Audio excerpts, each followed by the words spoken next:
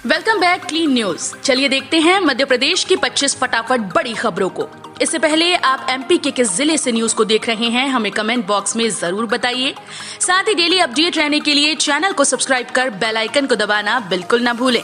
आज का like M 3000 है, उम्मीद करते हैं कि आप इसे पूरा करेंगे।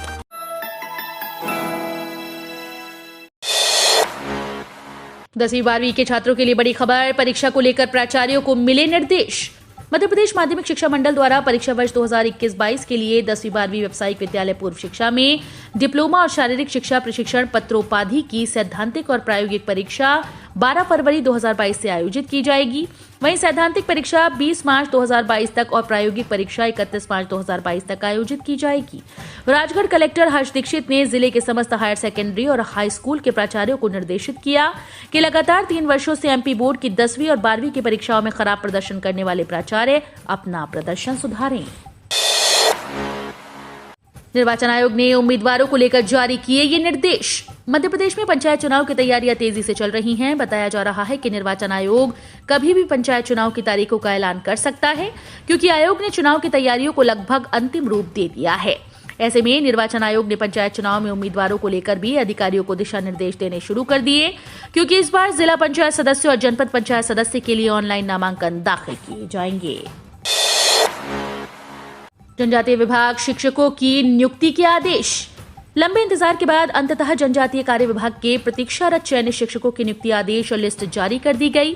पिछले कई दिनों से उम्मीदवार नियुक्ति आदेशों के लिए संघर्ष कर रहे थे। जिन अभ्यर्थियों का अंतिम चयन सूची में नाम सम्मिलित नहीं है, यदि वे इस संबंध में अपना अभ्यावेदन प्रस्तुत करना चाहते हैं तो दिनांक 26/11/2021 तक कार्यालय आयुक्त जनजातीय कार्य विभाग, द्वितीय ताल सतपुड़ा भवन भोपाल में प्रस्तुत कर सकते हैं। शिवराज भी हुए इंदौरी, कुछ इस अंदाज में दी शुभकामनाएं, वह भी आज छा गया अपना इंदौर। स्वच्छ सर्वेक्षण 2021 में मध्य प्रदेश ने बड़ी सफलता हासिल की है। इंदौर लगातार 5वीं बार देश भर में सबसे स्वच्छ शहर बना। 2017 से शुरू हुआ सिलसिला 2021 में भी जारी है। सफाई मित्र सुरक्षा चैलेंज में भी इंदौर ने टॉप किया है। इस अवार्ड के तौर पर इंदौर नगर निगम को 12 करोड़ रुपए का पुरस्कार मिलेगा। इंदौर को कुल 3 अवार्ड मिले हैं। मध्य प्रदेश को केंद्र की बड़ी सौगात, सेकेंड ट्रेंच में 1279 करोड़ 19 लाख आवंटित। केंद्र की मोदी सरकार ने मध्य प्रदेश की शिवराज सरकार को बड़ा तोहफा दिया। केंद्र ने मध्य प्रदेश को जल जीवन मिशन के लिए 1279 करोड़ रुपए आवंटित किए। खास बात यह है कि सेकेंड ट्रेंच लेने वाला मध्य प्रदेश पहला राज्य है। अभी तक किसी भी राज्य को ये राशि नहीं मिली है। एमपी के इन कर्मचारियों के लिए बड़ी खबर, परफॉर्मेंस के आधार पर मिलेगी नवंबर की सैलरी। मध्य प्रदेश में जारी वैक्सीनेशन अभियान के बीच बड़वानी कलेक्टर का बड़ा बयान सामने आया। कलेक्टर ने साफ कहा कि कोरोना वैक्सीनेशन के कार्य के परफॉर्मेंस के आधार पर कर्मचारियों को सैलरी मिलेगी। इसके तहत कोरोना वैक्सीनेशन के कार्य के आधार पर स्वास्थ्य, शिक्षा, महिला बाल विकास और पंचायत ग्रामीण विकास विभाग के कर्मचारियों का माह नवंबर का वेतन आहरित किया जाएगा। इंदौर के कांग्रेस विधायक कराएंगे वोटर्स को अयोध्या दर्शन। शहर के विधानसभा 1 से कांग्रेस विधायक संजय शुक्ला ने विधानसभा क्षेत्र के नागरिकों को राम जन्मभूमि की यात्रा कराने की घोषणा की। विधायक ने ऐलान किया कि विधानसभा क्षेत्र के हर वार्ड से महिला और पुरुषों का दल अयोध्या यात्रा पर भेजा जाएगा। हर महीने इस विधानसभा क्षेत्र में अयोध्या दर्शन अभियान चलाया जाएगा। इसी तथ्य को ध्यान में रखते हुए विधानसभा क्षेत्र क्रमांक 1 के रहने वाले नागरिकों के लिए अयोध्या यात्रा के आयोजन का सिलसिला शुरू किया जा रहा है। 9वीं से 12वीं तक की छमाही परीक्षा 29 नवंबर से ऑफलाइन मोड से होगी। प्रदेश के सरकारी स्कूल्स में 9वीं से 12वीं तक की छमाही परीक्षाएं 29 नवंबर से ऑफलाइन मोड में होंगी। इस संबंध में लोक शिक्षण संचालनालय ने निर्देश जारी कर दिए हैं। कक्षा 9वीं और 11वीं की परीक्षा का समय प्रातः 9 बजे से दोपहर 12 बजे तक आयोजित होगा। वहीं 10वीं व 12वीं की परीक्षा का समय दोपहर 12:30 बजे से 3:30 बजे तक का रखा गया है। ईपीएफओ का नॉमिनेशन के लिए अभियान शुरू। ईपीएफओ का नॉमिनेशन के बड़े स्तर पर व्यापक अभियान शुरू किया गया। जबलपुर ईपीएफओ के सदस्यों के ई नॉमिनेशन के लिए विभाग ने व्यापक अभियान चलाया। जबलपुर कार्यालय में अभी तक 5.25% कामगारों ने ही अपना ई नॉमिनेशन करवाया है। मध्य प्रदेश और छक के भविष्य निधि आयुक्त अजय मेहरा के निर्देश पर विभाग के अधिकारी संस्थानों का दौरा कर रहे हैं। क्षेत्रीय कार्यालय जबलपुर के क्षेत्रीय भविष्य निधि आयुक्त राकेश सहरावत ने बताया कि जबलपुर कार्यालय के तहत 2,11,482 अंशदाताओं में से मात्र 11,024 अंशदाताओं ने अपना ई नॉमिनेशन कराया है। कन्या पूजन के साथ सीएम शिवराज ने हनुवंतिया में की जल महोत्सव की शुरुआत।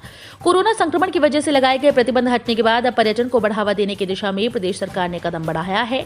इसकी शुरुआत हनुवंतिया में 2 माह के जल महोत्सव के शुभारंभ से की गई। शनिवार को हनुवंतिया पहुंचकर मुख्यमंत्री शिवराज सिंह चौहान ने इसका शुभारंभ कर दिया। इस मौके पर उन्होंने हनुवंतिया को सिंगापुर के सेंटोसा द्वीप से सुंदर बताते हुए यहां के प्राकृतिक सौंदर्य को अद्भुत बताया। हनुवंतिया में बोटिंग के अलावा हेलीकॉप्टर से भी पर्यटकों को सैर कराने पर विचार किया जा रहा है। 30 नवंबर से शुरू होगी परीक्षा। प्रश्न पत्र को लेकर आई ये बड़ी अपडेट। पहली बार ऑप्टिकल मार्क रिकॉग्निशन शीट का उपयोग करके अपनी बोर्ड परीक्षा में बैठने वाले कक्षा 10 और 12वीं के छात्रों की मदद करने के लिए केंद्रीय माध्यमिक शिक्षा बोर्ड ने शनिवार को मूल्यांकन के नए तरीके के बारे में जानकारी साझा की और छात्रों के लिए क्या करें या क्या ना करें का एक सेट भी जारी किया। केंद्रीय माध्यमिक शिक्षा बोर्ड सीबीएसई 10वीं और 12वीं टर्म 1 परीक्षा में हर प्रश्न पत्र के लिए कोड रहेगा। इसे खोलने के लिए स्कूल के प्राचार्य को आईडी और पासवर्ड दिया जाएगा।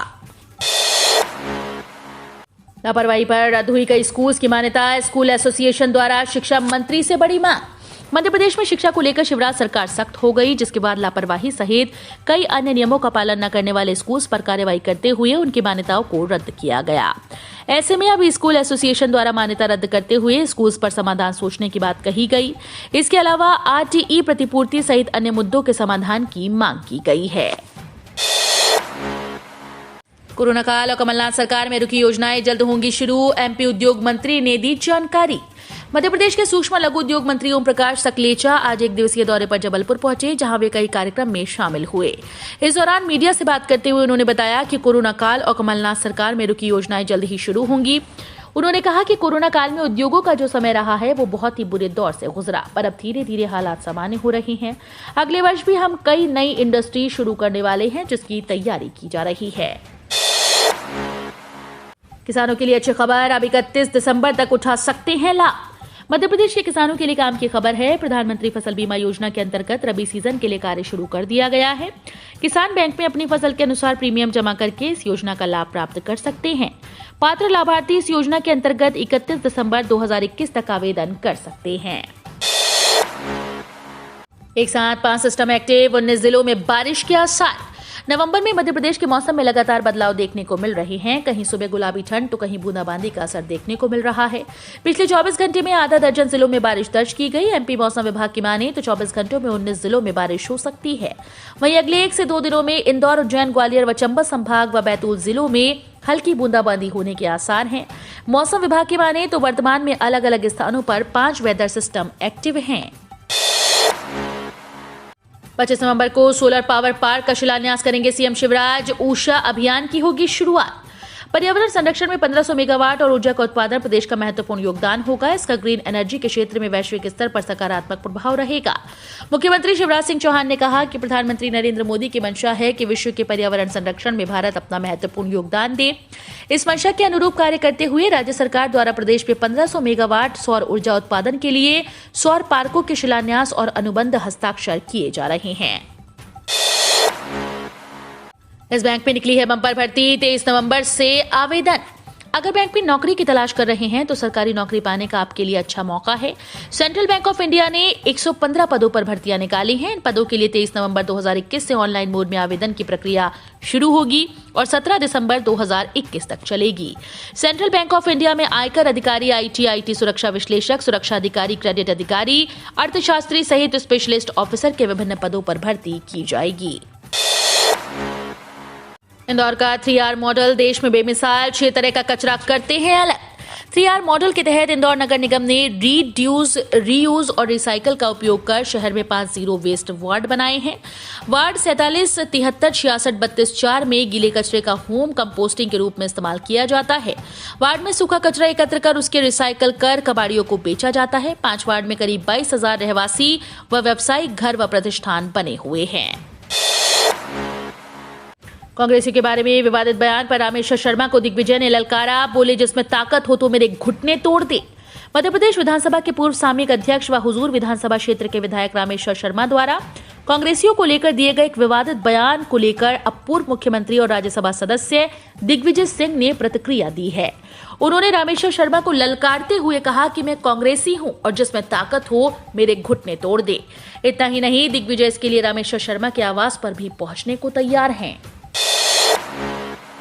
ज्योतिरादित्य सिंधिया ने राज्यों और केंद्र शासित प्रदेशों से की अपील। केंद्रीय नागरिक उड्डयन मंत्री ज्योतिरादित्य सिंधिया ने राज्यों और केंद्र शासित प्रदेशों के नागरिक उड्डयन मंत्रियों से बात की, जो हवाई यातायात को बढ़ाने में मदद करने के लिए जेट ईंधन पर मूल्यवर्धित कर में कमी पर जोर दे रहे हैं। केंद्रीय मंत्री ने विंग्स इंडिया के कार्यक्रम का उद्घाटन करते हुए कहा, ATF पर मौजूदा टैक्स ढांचे के साथ आपके पास एक मजबूत नागरिक उड्डयन क्षेत्र नहीं हो सकता। मैं उस पर बहुत स्पष्ट हूं। इससे पहले सिंधिया ने कहा कि 7 राज्यों और केंद्र शासित प्रदेशों ने ATF पर अपना वैट घटा दिया है और उन्हें उम्मीद है कि अन्य राज्य भी इसका पालन करेंगे। पेंशनर्स के लिए खुशखबरी, डीआर में 3% की वृद्धि, एरियर्स के साथ सैलरी में होगी 11,364 रुपए की बढ़त। केंद्र सरकार के सेवानिवृत्त कर्मचारियों के लिए एक बड़ी खुशखबरी है। बढ़ी हुई 7 पे कमीशन महंगाई राहत का लाभ नवंबर की पेंशन में मिलेगा। साथ ही 4 माह का बकाया भी मिलेगा। इससे पेंशन भोगियों की पेंशन बढ़ेगी। दरअसल अक्टूबर 2021 में मोदी सरकार ने केंद्र सरकार के कर्मचारियों को महंगाई भत्ता और महंगाई राहत पे 3% की दर से दिवाली का तोहफा दिया था। इसे 1 जुलाई 2021 से लागू किया गया था। अब जुलाई, अगस्त, सितंबर और अक्टूबर का बकाया भी सेवानिवृत्त कर्मचारियों के नवंबर माह की पेंशन में शामिल किया जाएगा। जनजातीय गौरव सप्ताह का समापन सम्मेलन मंडला में 22 को। मुख्यमंत्री शिवराज सिंह चौहान ने कहा कि मंडला में जनजातीय गौरव सप्ताह के समापन सम्मेलन में वनाधिकार अधिनियम में जनजातीय भाई बहनों को सामुदायिक वनाधिकार प्रदान किए जाएंगे। साथ ही पट्टा वितरण और वनाधिकार अधिनियम में वनों में रहने का अधिकार भी प्रदान किया जाएगा। रेल यात्रियों के लिए जरूरी खबर, इन 31 ट्रेन का बदल गया नंबर। देश में कोरोना के कम होते ही कहर के बीच रेल यात्रियों के लिए जरूरी खबर है। भारतीय रेलवे ने कई ट्रेन की संख्या में बदलाव किया। रेलवे ने कोरोना महामारी के दौरान सामान्य ट्रेन की नई संख्या के साथ स्पेशल ट्रेन में कन्वर्ट कर चलाने का ऐलान किया था। तो अब देश में जब स्थिति सामान्य हो रही है, ऐसे में रेलवे फिर से ट्रेन को स्पेशल से हटाकर सामान्य कर रहा है। रेलवे की ओर से दी गई जानकारी के मुताबिक 31 ट्रेन की संख्या में बदलाव किया गया और 18 नवंबर से ट्रेन को उनके पुराने संख्या के साथ संचालित किया जा रहा है। भारतीय डाक में 10वीं और 12वीं पास के लिए वैकेंसी। भारतीय डाक विभाग में नौकरी की इच्छा रखने वाले युवाओं के लिए बड़ा मौका है। भारतीय डाक विभाग ने मध्य प्रदेश, छत्तीसगढ़, गुजरात, उड़ीसा, झारखंड और हिमाचल प्रदेश के सर्कल्स के लिए कई पदों पर वैकेंसी निकाली है। ये vacancy starting assistant, postal assistant, postman, mail guards और मल्टीटास्किंग स्टाफ के लिए निकाली गई। जो लोग इन पदों के लिए आवेदन करना चाहते हैं, वे इंडिया पोस्ट की आधिकारिक वेबसाइट indiapost.gov.in पर जाकर अप्लाई करें। ये भर्ती प्रक्रिया 262 पदों के लिए की जा रही है। अब चाहे जितनी नौकरी बदले, रहेगा एक ही employ provident fund account. 5 crore से ज्यादा EPF खाता धारकों के लिए राहत की खबर है। अब नौकरी बदलने पर पहले कंपनी के EPF खाते में जमा पैसे को नए PF अकाउंट में ट्रांसफर कराने की जरूरत नहीं होगी। नौकरी बदलने पर पुराने EPF अकाउंट और नए EPF अकाउंट का अपने आप विलय हो जाएगा। श्रम मंत्री भूपेंद्र यादव की अध्यक्षता में EPFO के सेंट्रल बोर्ड ऑफ ट्रस्टीज की हुई बैठक में ये फैसला लिया गया। इसका अर्थ ये हुआ कि कोई EPF खाता धारक जितनी भी नौकरी बदले, लेकिन उसका EPF खाता एक ही रहेगा। हम रोज ऐसे ही न्यूज लाते रहेंगे। आपने अभी तक क्लीन न्यूज MP को सब्सक्राइब नहीं किया है तो फटाफट सब्सक्राइब कर लें। साथ ही बेल आइकन को दबाना बिल्कुल ना भूलें ताकि कोई लेटेस्ट अपडेट मिस ना हो।